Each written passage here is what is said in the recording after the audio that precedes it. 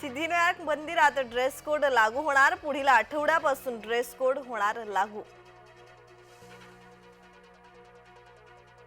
महाराष्ट्र जिहाद मुक्त करणार मंत्री नितेश राणे यांचं ठोस धोरण।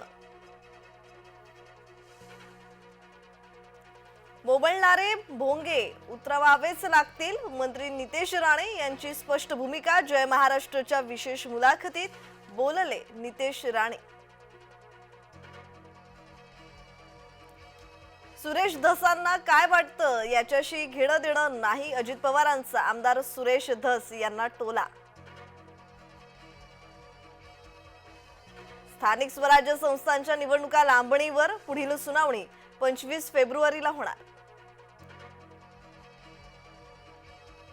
सैफ अली खान हल्ल्याप्रकरणी पुरावे सापडले, योग्य आरोपीला पकडल्याचा मुंबई पोलिसांचा खुलासा।